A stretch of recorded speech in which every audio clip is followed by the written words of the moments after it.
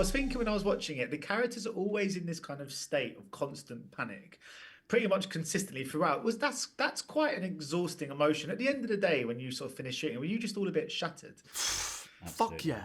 Yeah.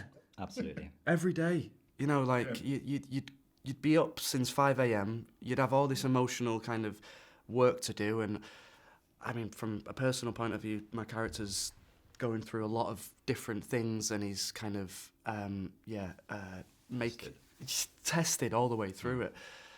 So yeah, he's constantly kind of navigating this lie, and by the end of the day, you're like, okay, I just need to lie down horizontal for a little bit and sleep.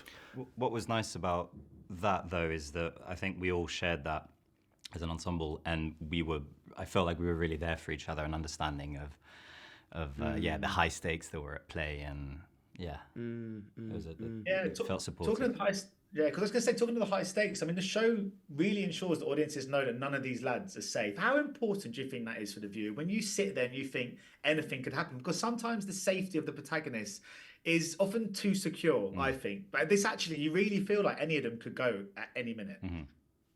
Definitely, yeah.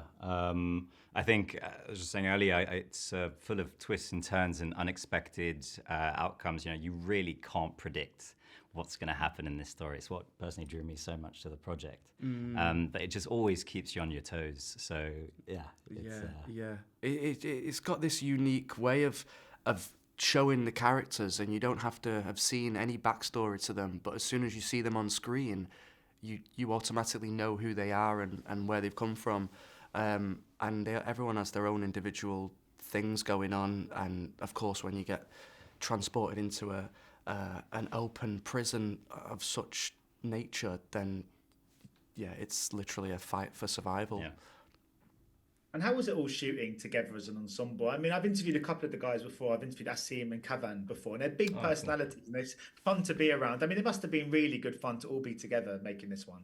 Yeah, it was class, wasn't it? It really was, yeah. From day one, I think we were just looking around going, everyone's so well suited to the character. Everyone's so cool. And yeah, we were like dipping in the sea, weren't we, in the mornings, and then going to set and just really grounding ourselves in the environment and together.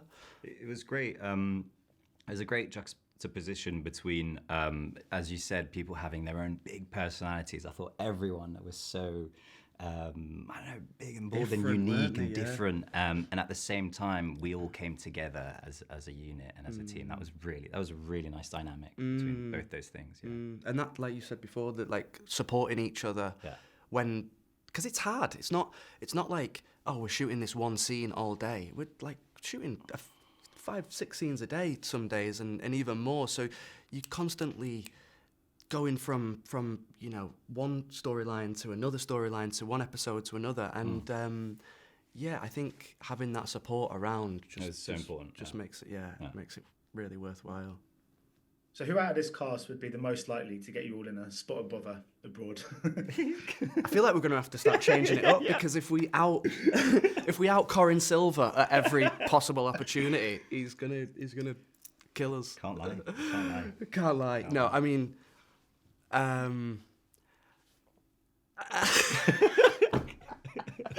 who do you say? I mean, go on, Paul. Who would you say? I think we're all different personalities, as I said, very big personalities. Maybe Corin would just win that race on. Corin or Jojo, actually. Jojo. That's a good shout. Yeah, that's a good shout. Because he's always like. He's always late. He's always like He's always forgot something. Yeah. Something's always in a bit of a state of chaos. And stuff. So we'd get in trouble because of that. Yeah. And so obviously you guys were shooting on location, but am I right in thinking it wasn't South America but Tenerife? And if so, how was the experience shooting abroad? Because I've been on a few sets before, and there's always a sense of kind of summer camp about it. Everyone comes together to make something. Is that kind of enhanced when you're doing something in another country? Absolutely. Definitely, yeah. I really felt that in Tenerife. I mean, you were saying earlier it was a nice balance between exploring the island and all that, which was incredible. Tenerife was so special. It was wholesome. We were swimming in the ocean in the morning at sunrise and all that. You did more than me. I wasn't brave enough. Paul was mainly, sunbathing on his back and watching from the beach, But I enjoyed the view. It was really nice. It was grounded in a different way, weren't you? Yeah. But I just felt so lucky. We were so exactly. grateful to be out in the middle of this small kind of secluded part of Tenerife. Yeah. And also having to connect with everyone and be in a real tight-knit group and crew.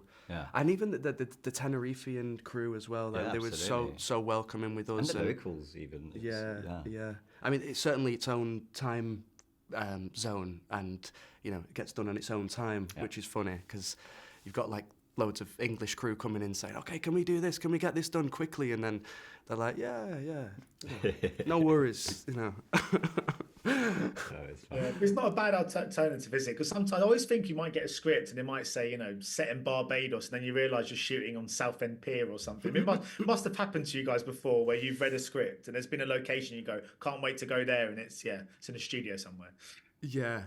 It's God, it always happens, doesn't it? You always end up in all the glamorous parts of the UK.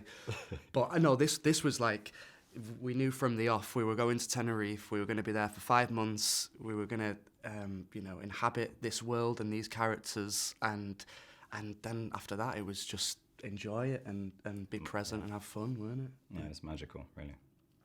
So what do you guys both make of kind of stag do culture? Particularly, I guess, the only one I sort of know of is the kind of English version of it, the kind of British version. The kind of tied up to a lamppost, silly T-shirts, masks, etc. What are your views on the way we tend to do stag do's in this country? I'm half English, half French, and Hugo, as you'll see, is a French character. So for me, it's a big conversation about culture and the culture differences, and stag do, I think, really epitomizes that. I've never been on one, so I don't fully know. I don't know too much about them, but I've seen them, and I will say it's chaos, isn't it? It's wild. It's like we have such a big drinking culture in England that we just take that to any other country, whether it's Italy or Spain, and we just take over their beautiful, small, delicate bars, and then, I personally shoot a series on it. And then shoot a series on it. I mean, you'll often find me just barefoot in the Peak District somewhere, so it's very far removed from the stag do life. Yeah. On my stag do, my best man took me and a few mates to Barcelona, and I was like a bit worried about I was going to go. We had a lovely time, just sat on the beach, went to an art gallery. Nice. That wouldn't make a great series, though, would it? Yeah, no, I like that. Yeah, that's how I do it. A bit too artistic for our type of. We did go to watch the football though, and Spurs. We're all Spurs fans. And we lost to United in the FA Cup semi-final. Go on. So that was a downer on one of the evenings, but obviously you're both doing accents on this occasion. How was the experience, kind of perfecting your respective dialects in this show and that sort of experience? Yeah, I think you start to read about all the information you can about the characters and where they're from, who they are, and then you start to build a voice. We had a wonderful voice coach, Louise, and she helped find the rhythm, the cadence, and the accent. I think being the group are from Essex, but Stu's experiences have been that he's been in and out of South America maybe like 5-6 times, and he's been to university in the north, so it kind of, he's got a bit of a mishmash going on. But I think it felt like you just have fun with this kind of this laddie environment, and it comes out naturally, then, doesn't it? Like, well, I was going to say, it's for me an accent. I'm sure it's the same for you. It's not just a voice thing as well. It informs your physical performance, the way you move your body and all that, and that informs so much of your character and your relationship with others. So it's such an important part and so informative as who you are as a character and what your relationships are from it. Yeah, And that's always fun to to work on and to find the detail. It layers your performance. I find. Yeah. And when we do find the voice, that's when it starts to come. Exactly. That's it's like the first piece of the puzzle in a way, isn't it? That and the physicality. Yeah. Yeah. Do you keep it going in between takes and stuff just to keep up the kind of thing, or were you able to switch back and forth quite easy? Are you French? You weren't speaking any English, were you? No, I still don't actually.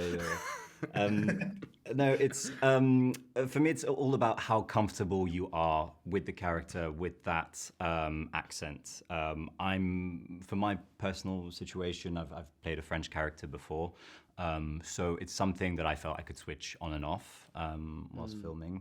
I think with me and Stu, I felt like I could switch it on and off, but there was also a lot of improvisation around different conversations and stuff. So it was like trying to keep it somewhat oiled up and warm, but also don't wear yourself out. And you don't have to be in it all day. Do you know? And I think me and Corin tried it for a little bit. You did, yeah. Yeah, because we closer to the start. Closer to the start, yeah. And then you settle into it and you get more confident with it. It just became really smooth. Ladies and gentlemen, you're watching Hey You Guys! Hey, you guys! Hey, you guys! Hey, that's what they all say. Hey, you guys! Hey!